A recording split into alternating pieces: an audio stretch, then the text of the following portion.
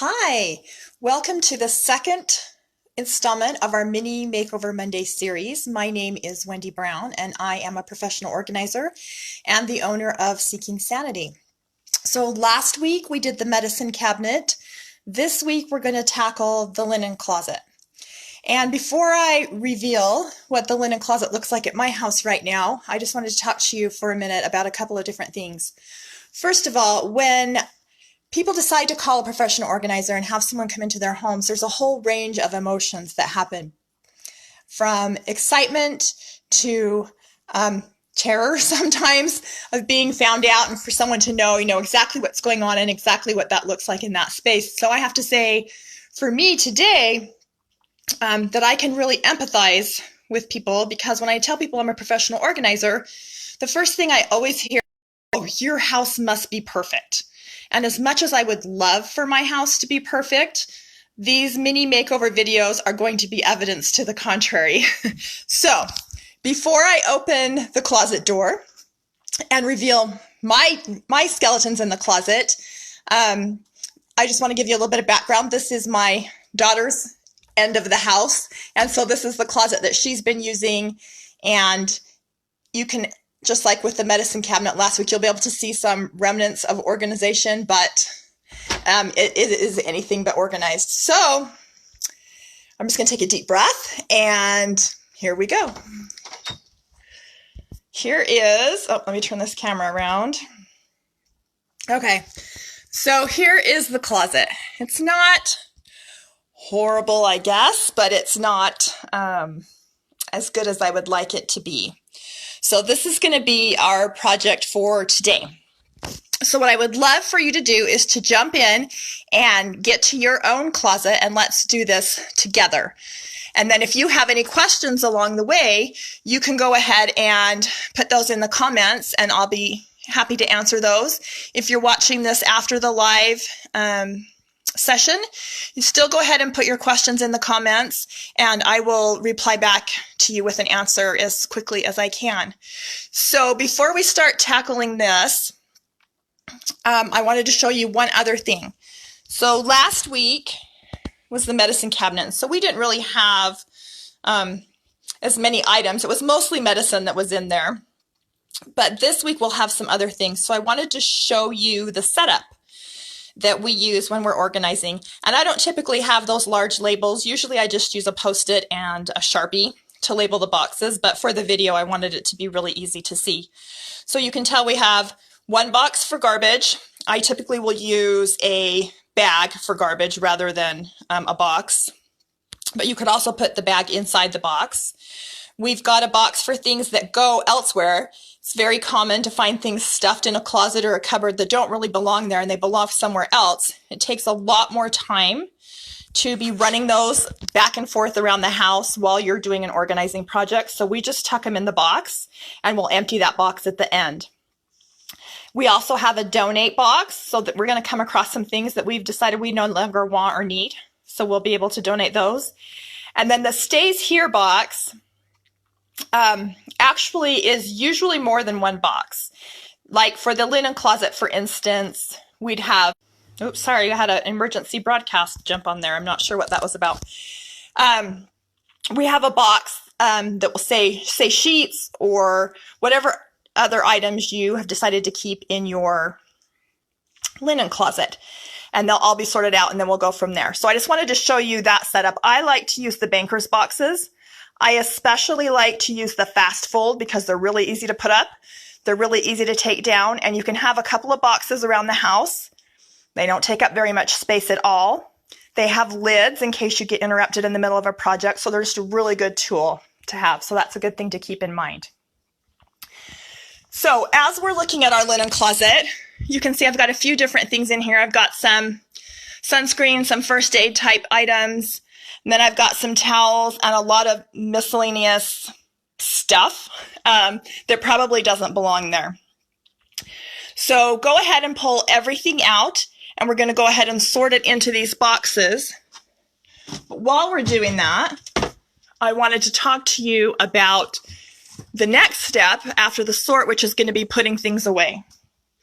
And I'm going to try to put this camera down so that I'm not moving all over the place, making everybody motion sick while I'm emptying out this closet. So an important thing with this closet is we have to decide what's going to live in here so that we know where we're going to want to put things. Like I mentioned before, it's really easy for things that don't really belong there to just end up there because there was a space for it. So decide what the purpose of your closet is going to be. Is it going to be towels and sheets? Is it going to have first aid in it? Is it going to have even your medications like we did last time housed in there? And that will be really important for knowing what it is exactly that we have to get in there and get handled. So I've got a lot of things going in my goes elsewhere box because I've just got a lot of things in here that people have stashed in the closet because they could and because there was an empty space. So I'm just going to quickly get some of these loose things out in these bins, and then we will go on to the next step. Hopefully you're getting your space emptied out as well.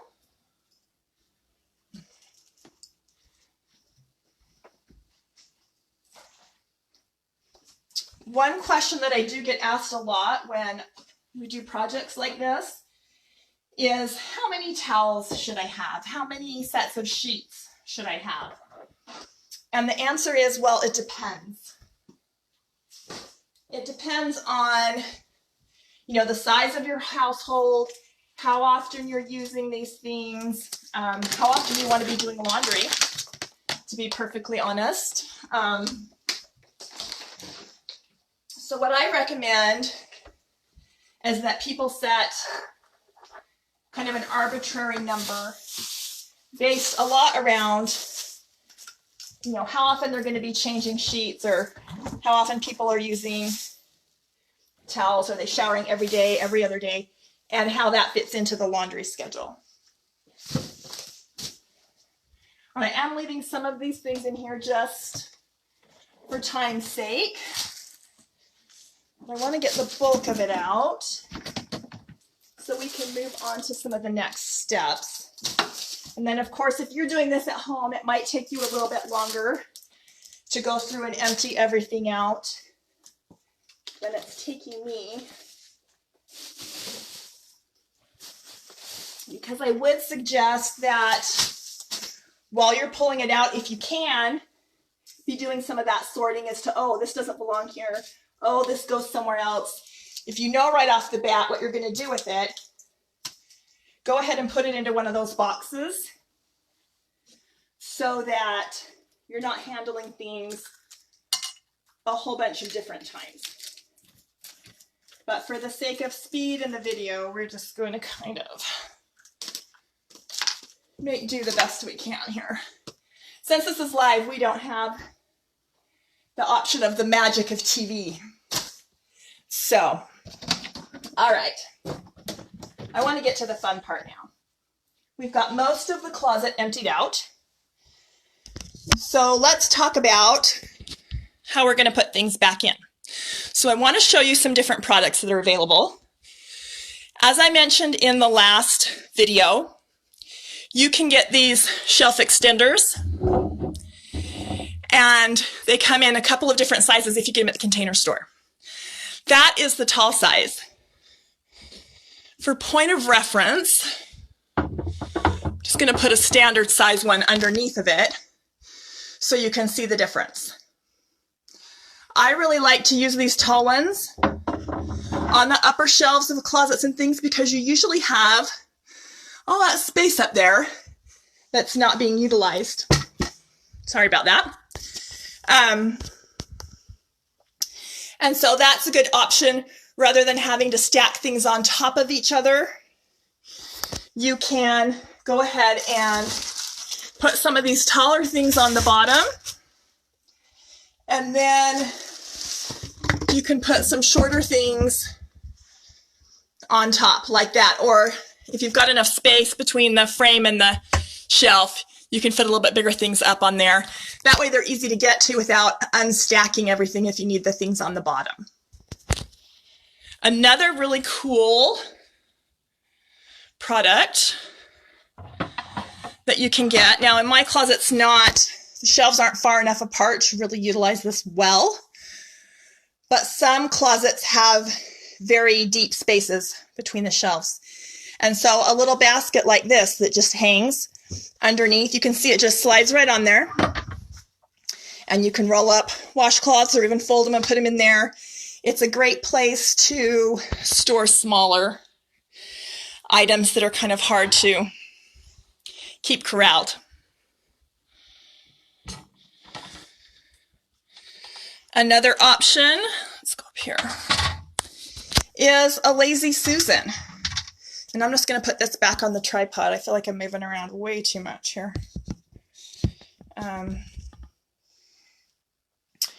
So if there are items that you get to all the time that you need to stack on the shelf, a Lazy Susan can be a great way, because then you can get to the things in the back just by spinning the Lazy Susan. So that can be a great tool to use. We can also do the baskets like you saw earlier. And that's the method I went for in mine, because I don't have items that I use on a regular enough basis that the Lazy Susan is what I need. So I just assume do a basket. So again, I can pull the whole basket out, get what I need, and put it back. And I'm going to sort and categorize these things. So I'm going to have a sun care basket. I'm going to have a first aid basket.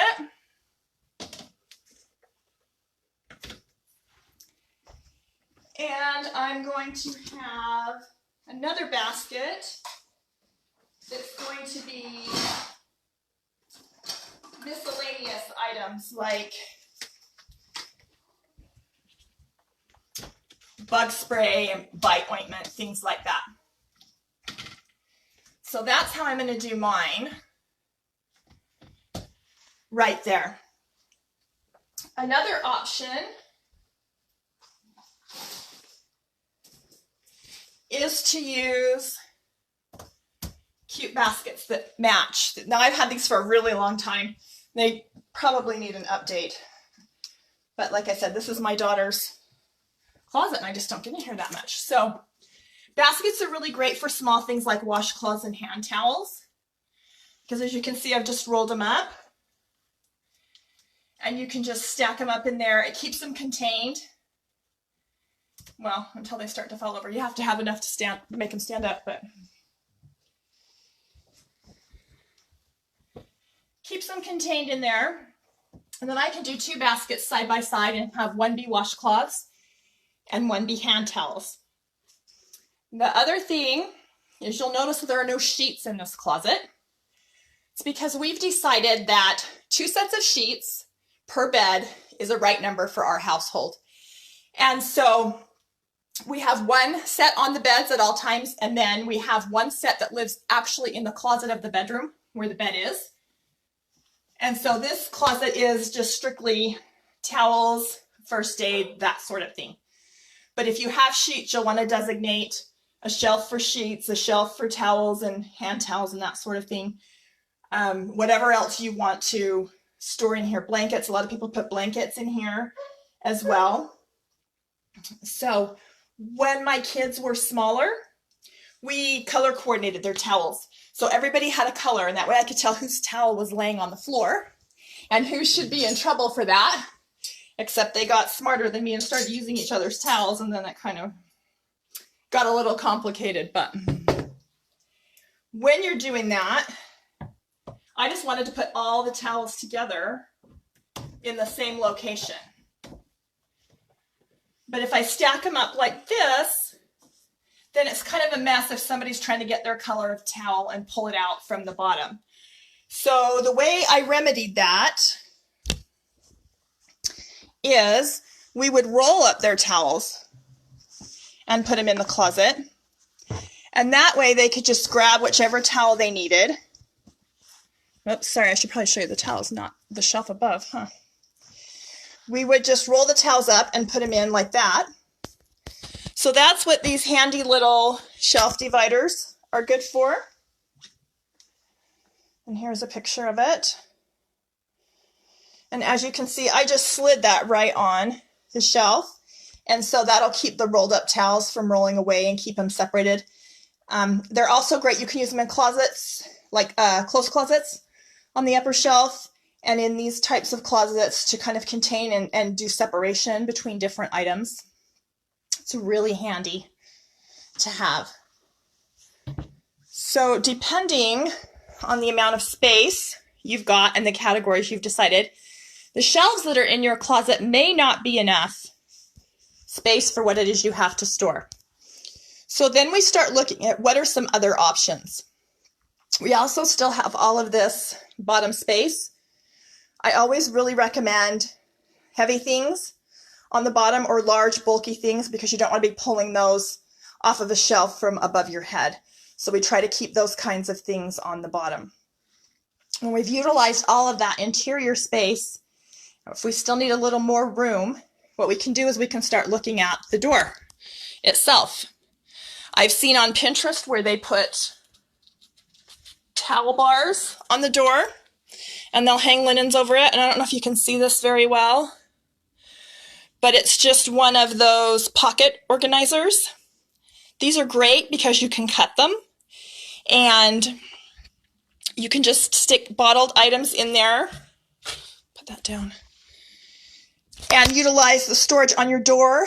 Alpha also makes a really great system that attaches to the top and bottom of your door, and has baskets on it. And you can use that space. You can pretty much set it up any way you want to and use it. The baskets come in different sizes and heights, and you can even do like a pegboard type thing on there. So that if you've got things that have strings or handles that need to hang, you can do something like that. It's a really great system. So anyway, here's our linen closet. We're starting to get things put together. I'm not going to bore you with moving through and getting all of these things sorted and put back together, but I did want to leave you with a couple more thoughts. As you're going through and sorting all of the items in this linen closet, towels and blankets, if you run across ones that are getting kind of ratty, kind of holey, of course, we all know we can cut those up and make them rags.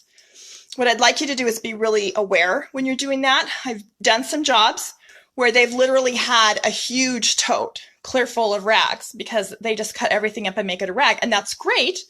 And that's fine. But if you don't have the space to store a lifetime's worth of rags, then there are other things you can do with those towels and blankets besides just throwing them in the trash.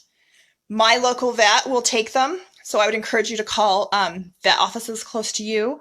Also, the animal shelters, they like to put the towels and blankets and things in the bottom of the animals' cages and places where they're staying. So that's a good resource where somebody can still be using those ratty old linens. And you don't have to have an overabundance of rags, and you don't have to just throw them in the landfill. So that's a really good option. Again, as far as organizing this space goes, the key here is to make sure you know what needs to live in this space and that you plan for that and get a location for it.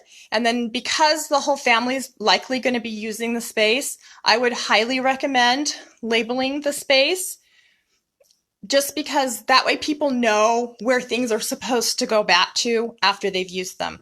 It's human nature. A lot of times we pull something out and we open up a cupboard and we just see an empty hole, and so it just goes back in the empty hole instead of going back to where it belongs, which is how this closet got to be looking the way it was looking.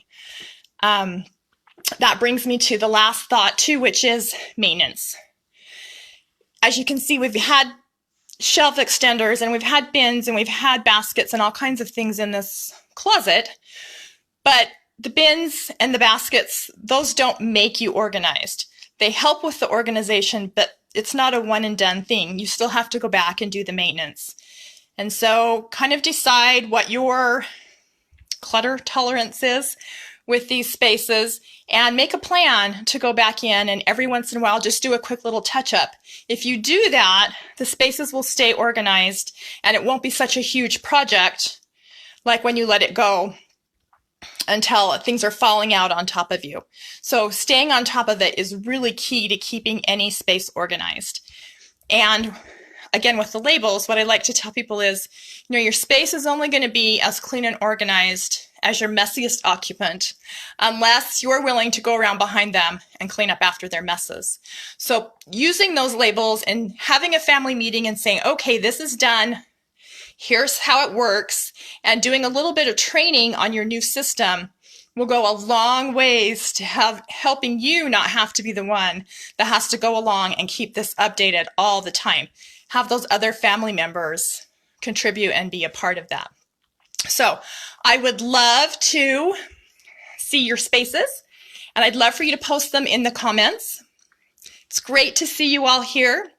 If you're looking for more information on getting organized, you can download my free ebook. You can either go to my website to get that, or I believe there's a link on my Facebook page as well where you can download that. And it gives more tips and tricks for you to be able to organize your space, your time, and your life. I hope you enjoyed this video, and we'll see you again next week. Bye.